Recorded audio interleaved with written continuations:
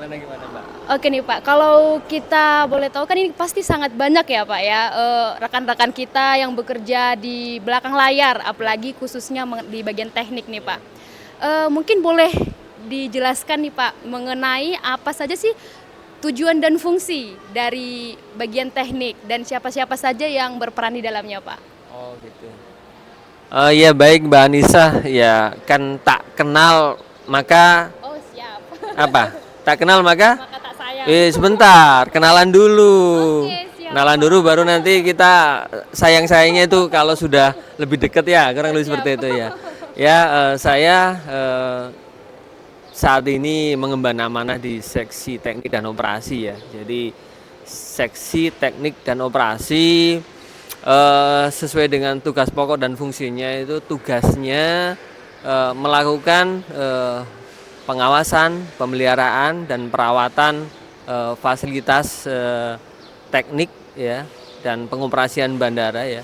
Jadi kami di seksi teknik dan operasi punya tugas memastikan bahwa peralatan teknik itu berfungsi dengan baik ya sehingga kita bisa melayani operasional penerbangan gitu kan ya. Contohnya di kelistrikan ya. Tadi kan sempat ditanya apa aja yang di Oh lingkup ya. teknik ya. Di teknik itu membawai unit listrik ya, listrik bandara. Mereka bertanggung jawab terkait dengan kelistrikan di kita ya. Jadi memastikan bahwa listrik itu tidak terputus gitu kan. Terus selanjutnya di teknik itu ada bangunan dan landasan. Mereka tugasnya melakukan pemeliharaan terkait dengan runway, apron, terus taxiway, sisi udara ya, dan fasilitas sisi darat ya di terminal beserta dengan perlengkapannya ya. Itu yang untuk yang di Banglan ya, bangunan landasan. Selanjutnya ada ini ya, elektronika bandara ya. Unit elektronika bandara ini dia menanggung jawab terkait dengan semua peralatan-peralatan yang terkait dengan elektronik ya, termasuk juga di sini informasi ya, flight information display system, terus announcer gitu ya, terus ketersediaan internet dan sarana komunikasi di bandara. Selanjutnya ada alat-alat besar ya. Alat-alat besar ini contohnya kayak traktor ya, pemotongan rumput itu kan harus dipelihara tuh biar bisa prima ya fasilitasnya. Iya betul, dia kan untuk motong rumput kan harus di ini ya. Termasuk juga pemeliharaan kendaraan kita ya. Kan kita punya bus, terus punya mobil dinas itu kan mereka yang melakukan perawatan. Dan di sini kita juga ada ini ya mekanikal ya. Mereka ini memelihara kayak konveyor, eskalator, lift, terus garbarata. Mereka itu yang memelihara ya. Jadi itu dipastikan dia berfungsi dengan baik gitu kan. Terus selanjutnya di bawah teknik operasi itu ada ini ya. Unit operasi itu ada AMC ya. Apron Movement Control ya. Jadi mereka itu bertanggung jawab untuk mengatur pergerakan di parkir pesawat atau apron lah lebih dikenalnya. Bagaimana sehingga pesawat itu tertata dengan rapi dan flow penumpang itu bisa berjalan dengan baik. Kurang lebih seperti itu Mbak Anissa ya. Jadi ruhnya bandara itu ya di teknik operasi. Kalau misalnya fasilitasnya nggak bisa berfungsi, maka pemberian layanan ke bandar udaraan ya tidak bisa berjalan. Kurang lebih seperti itu, Mbak. Ya. Oke Sobat Aviasi, berarti sangat banyak dong ya yang mempengaruhi untuk pelayanan di udara ini ya Pak ya. Oh, jadi mungkin kita bakalan udah lebih banyak tahu nih dari yang dijelaskan dari Pak Muji sendiri. Nah, Sobat Aviasi kita mungkin bisa bertanya lagi. Pak, selain hal tersebut mungkin ada fasilitas-fasilitas lain nggak sih Pak yang mempengaruhi nih di daerah sisi udara dan sisi darat lagi Pak? Oh iya. Ya, yang seperti pendukungnya lah Pak, yang lebih spesifiknya Pak. Oh iya. Baik. Jadi kan kalau di bandara itu kan satu kesatuan sistem ya. Kalau kita mencoba mengenal fasilitas sisi udara itu tadi mungkin sudah sempat kita singgung ya bahwa fasilitas sisi udara itu ada runway ya, itu untuk landas pacu ya, untuk pesawat take off dan landing. Terus ada taxiway.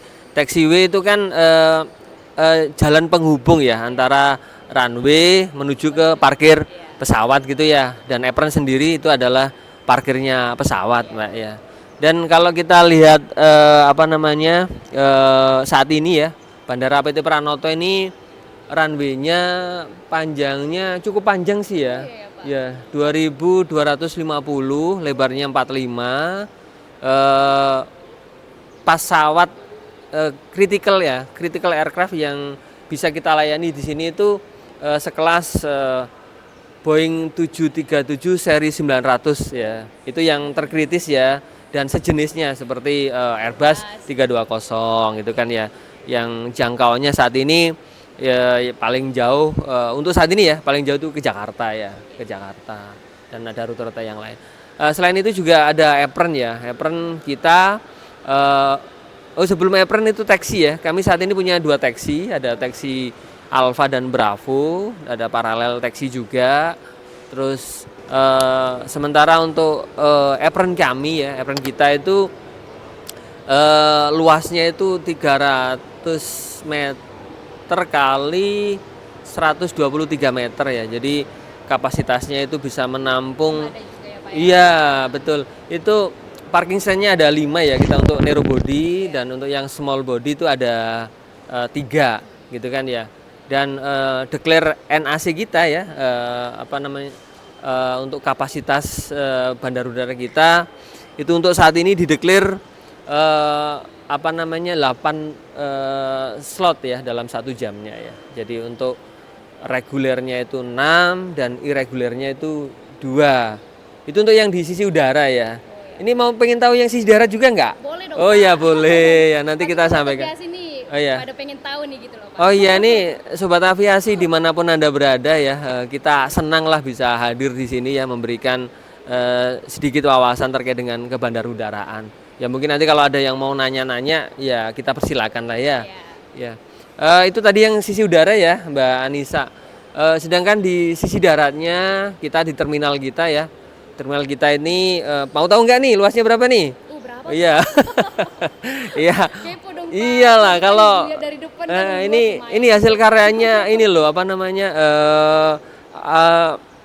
warga Samarinda loh ya, warga Kaltim lah tentunya ya. Jadi Bandara Samarinda ini kan menggantikan Bandara Temindung ya. Bandara Temindung kan berada di tengah kota dan secara kondisinya tidak memungkinkan lagi dikembangkan ya, karena lahannya sudah terbatas ya, terus di tengah pemukiman padat penduduk gitu ya, sehingga masyarakat Kalimantan Timur punya cita-cita untuk membuat bandara yang lebih representatif ya dari sisi dimensi, volume ya, termasuk juga dari sisi jangkauan keselamatan ya, karena kan di sana mungkin obstacle kan banyak ya. Iya, cuma ya kita jadi minggir nih nggak di tengah kota ya, jadi minggir jauh demi fasilitas demi ya fasilitas pelayanan. Jadi terminal kita saat ini tuh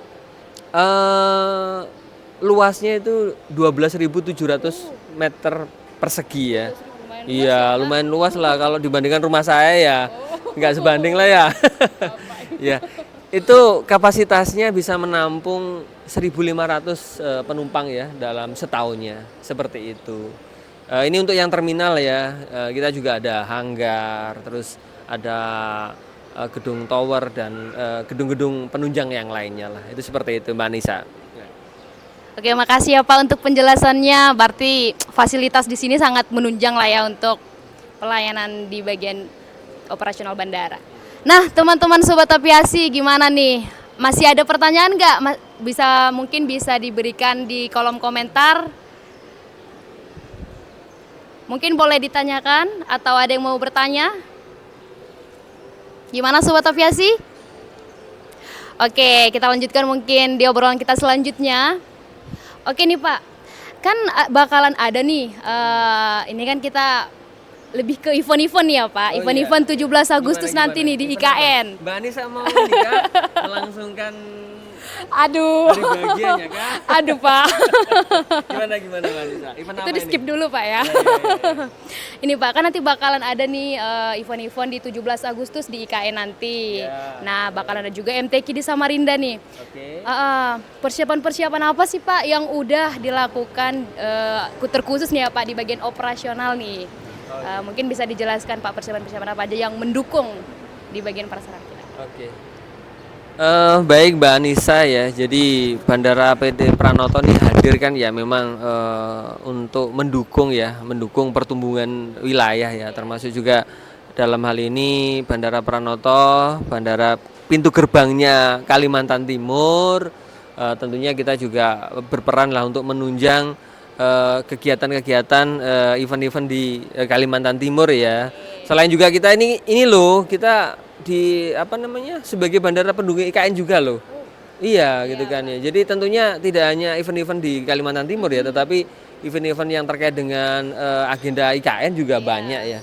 Jadi kesiapan kita ya dari sisi bandara sekali lagi bahwa kami tentunya senantiasa inilah ya memastikan bahwa bandara bisa melayani dengan baik lah, baik dari sisi fasilitas sisi darat maupun fasilitas sisi udara ya, terkait juga pelayanan-pelayanan yang lainnya sehingga bisa mengakomodir kebutuhan untuk kegiatan event-event tersebut gitu kan ya, termasuk juga penambahan fasilitas ya.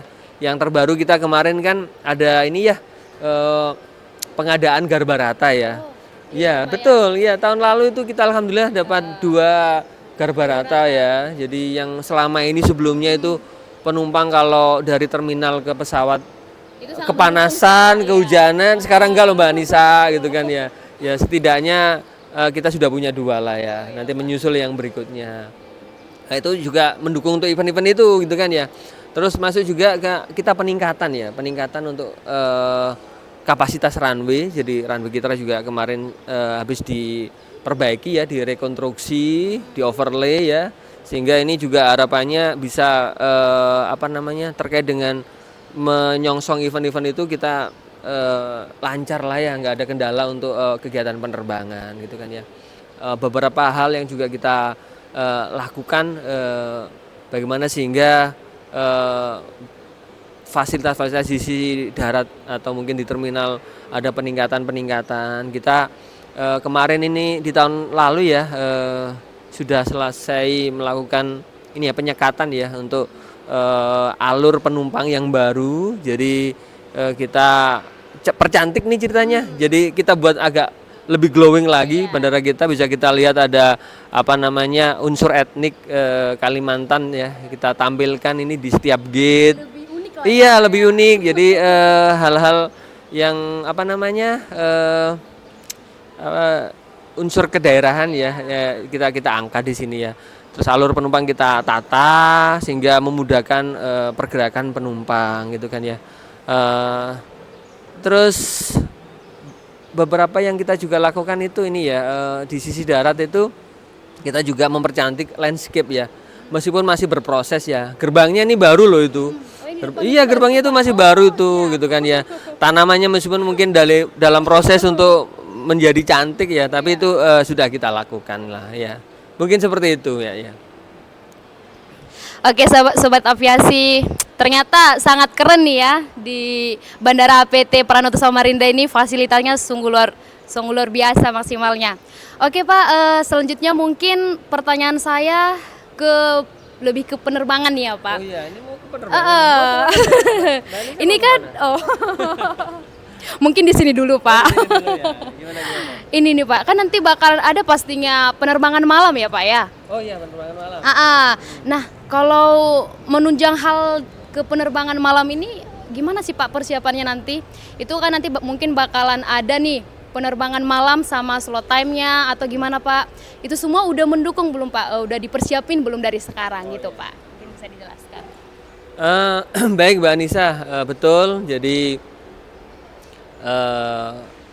kita saat ini ya sudah mampu ya atau bisa melayani untuk terbang malam ya. Jadi fasilitas untuk lampu AFL ya, itu sudah terpasang ya, dan lampu PAPI ya, alat bantu sudut pendaratan visual itu juga sudah ada ya.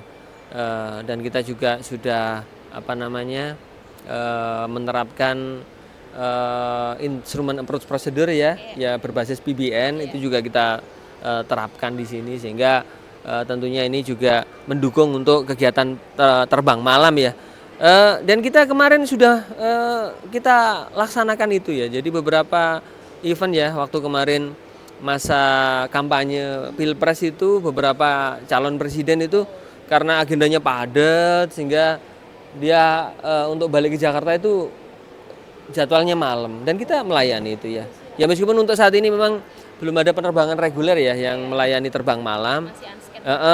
Jadi unscheduled gitu ya, by request gitu kan ya. Ya kita harapkan nanti ke depan semoga dari pihak airline ya bisa menambah frekuensi dan rutenya ya, termasuk mungkin di jam malam ya, sehingga bisa menjawab kebutuhan masyarakat untuk barangkali nih pengen tiktokan nih, pagi berangkat ke Surabaya, malam balik, pagi berangkat ke Jakarta, malam balik, mungkin seperti itu.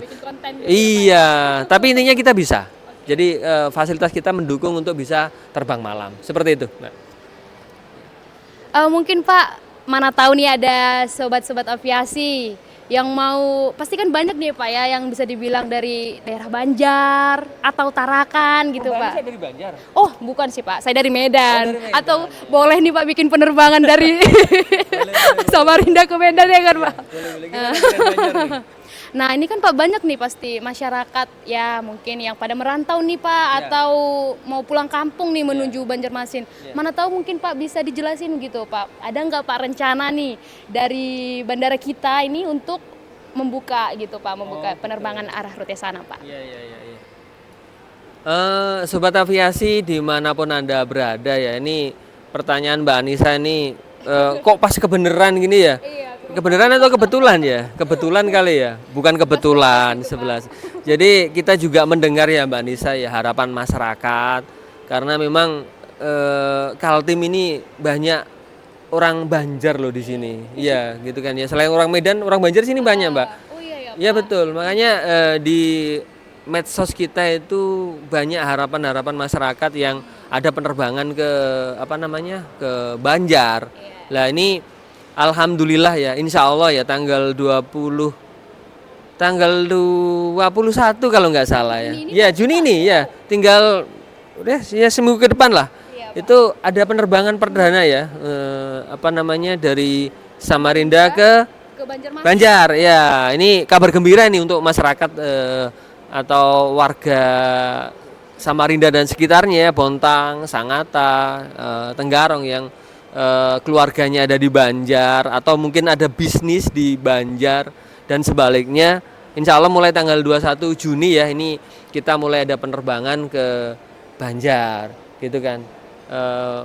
Seperti itu Mbak, tanggal 21. Oh iya, ini juga ada kabar gembira juga nih untuk masyarakat Samarinda dan sekitarnya. Insya Allah nih Mbak, tanggal 20 nih, kalau ya semoga tidak ada kendala ya, itu penerbangan ke Tarakan juga ada loh. Begitu Pak? Iya betul. Makin mencakup. Itulah kan, jadi kalau kita mau agak ke utara lagi dari Kalimantan ini ada nih, insya Allah tanggal sampai gitu Mbak. Oke. Makasih penjelasannya ya Pak. Nah kita udah banyak nih tahu mengenai rute-rute penerbangan baru nih.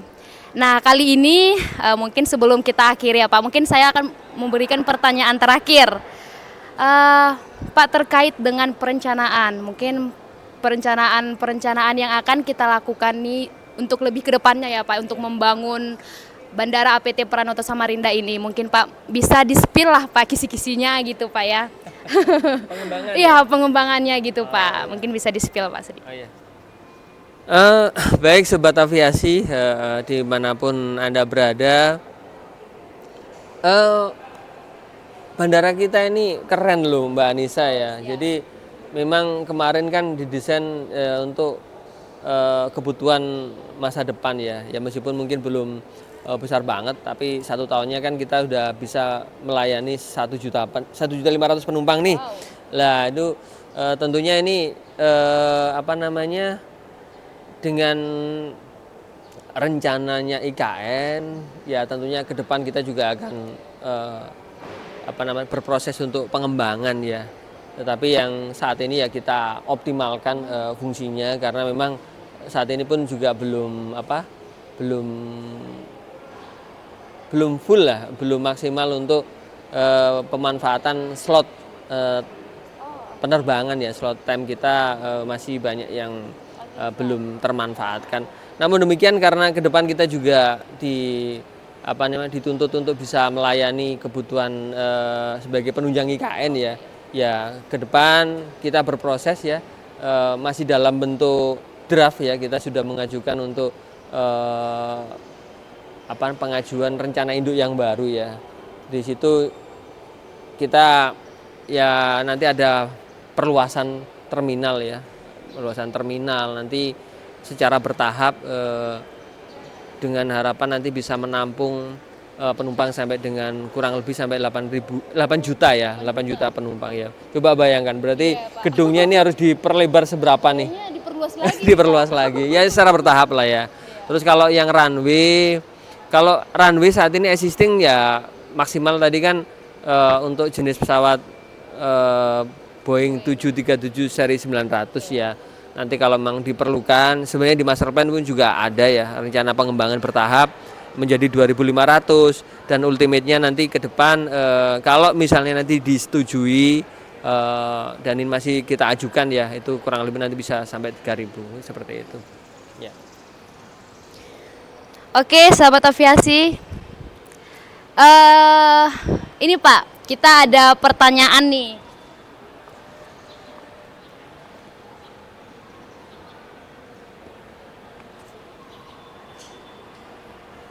Ada yang nanya kan? Iya. Ada yang bertanya nih Pak dari sobat aviasi. Oh gitu. Nah, ini ya Pak, mungkin iya. Bisa lah Pak. Ini Pak, ada pertanyaan pertama nih ya Pak. Faktor yang bisa mempengaruhi harga tiket sehingga mahal. Oh, mau pulang kampung ini kayaknya Pak. Harga tiket ya? Iya Pak, mungkin bisa dijelaskan. Ya. Baik, sobat aviasi dimanapun Anda berada, memang ini sedang menjadi topik yang menarik ya untuk diulas ya. Terkait dengan harga tiket, sebenarnya yang lebih tepat menjawab ini teman-teman airline nih. Oh, siap. Ya kan, yang jualan tiket kan mereka ya. Mungkin ya lebih tepatnya mereka. Tapi mungkin saya akan mencoba memberikan gambaran umum saja ya, karena untuk terbentuknya harga tiket itu ada beberapa faktor Mbak ya. Jadi nanti kalau salah mohon dikoreksi, barangkali sobat aviasi ada yang lebih lebih soheh gitu kan ya.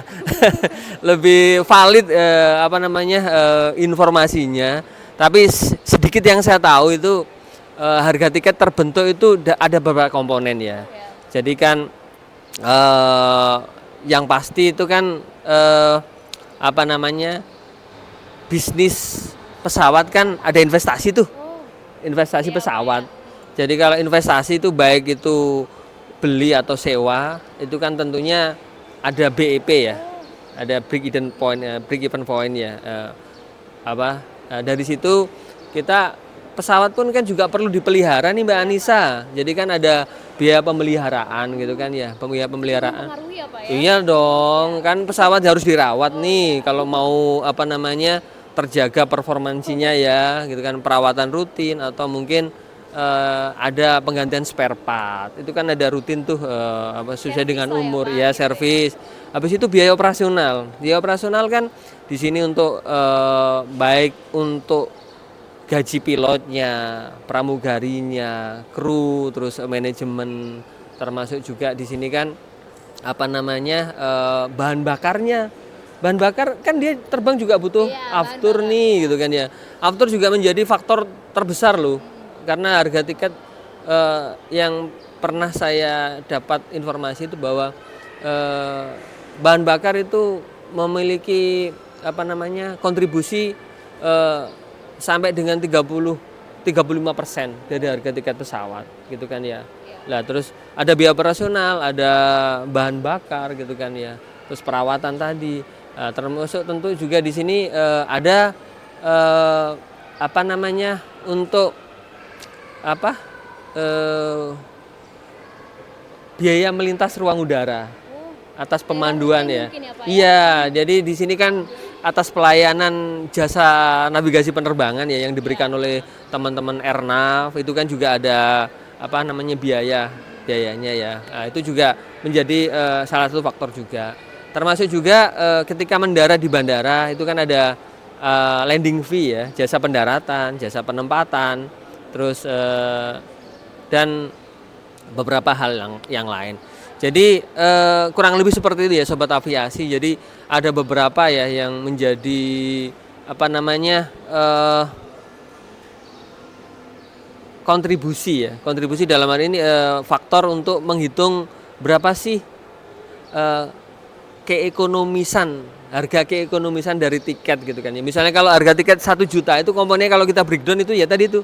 Misalnya di situ ada faktor harga BBM-nya, terus biaya operasionalnya, biaya perawatan, terus biaya cas untuk rute penerbangan gitu kan ya, termasuk jasa pendaratan. Seperti itulah. Tapi mungkin akan lebih tepat kalau teman-teman dari airline ya yang bisa menjelaskan lebih detailnya ya, cost-nya itu seberapa sih gitu kan ya. Oke, terima kasih ya Pak ya. Nah, udah terjawab belum pertanyaan-pertanyaan sobat aviasi? Nah, ternyata itu semua sangat mempengaruhi nih dalam harga tiket tadi ya. Oke, kita masuk ke pertanyaan kedua, Pak. Ini ada pertanyaan lagi nih, Pak. Kapan dimulainya perluasan apron bandara, Pak? Ada pertanyaan nih, kapan nih, Pak? Ada yang kepo juga ya? Ada yang kepo nih, Pak. Baik, makasih sobat aviasi. Ya, mungkin terkait dengan tadi kan sempat ditanya ya event ya rencana peringatan 17 Agustus di IKN. Terus nanti ada agenda besar ya, agenda nasional itu MTQ ya, Musabaqah Tilawatil Quran yang diselenggarakan dipusatkan nih di Samarinda dan IKN. Terkait dengan itu kita untuk meningkatkan kapasitas daya tampung dari bandara kita ya, NAC kita.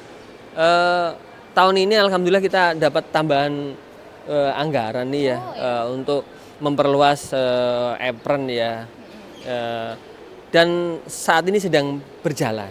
Ya, sedang berjalan. Berarti ini mau dimaksimalkan lagi. Dimaksimalkan lagi sehingga nanti kapasitasnya bisa meningkat, semakin banyak pesawat yang masuk, semakin banyak rute yang dilayani, siapa yang diuntungkan? Masyarakat kan? Ya, kurang seperti itu. Ya. Terima kasih penjelasannya ya Pak. Nah, gimana sobat aviasi? Udah terjawab kan pertanyaan-pertanyaannya? Nah, oke, mungkin Pak perbincangan kita hari ini sekitar obrolan pagi kita ini mungkin udah bolehlah sudah selesai lah ya Pak kita iya. Kayaknya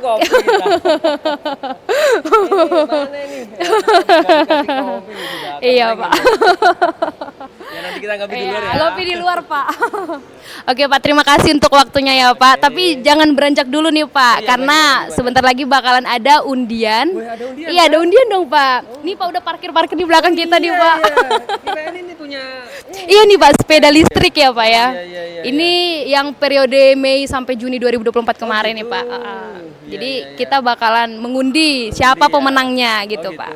Saya dari Bandara APT Perantau Samarinda mengucapkan terima kasih kepada PT Bank Tabungan Negara Kantor Cabang Samarinda, PT Pupuk Kaltim, PT Pama Persada Nusantara, PT Bumi Sarana Indonesia, PT Banjarsari Catering, PT Salim Suryapon yang telah mensponsori undian hadiah sepeda listrik penerbangan rute Samarinda Denpasar. Oke, yang terakhir kita akan mengadakan undian.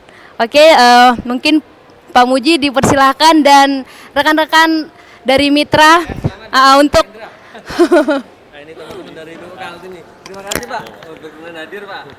Ya. Oke, bisa mungkin Pak mengocok ininya. Mengambil Yang nih Pak Indra. Dikocok-kocok.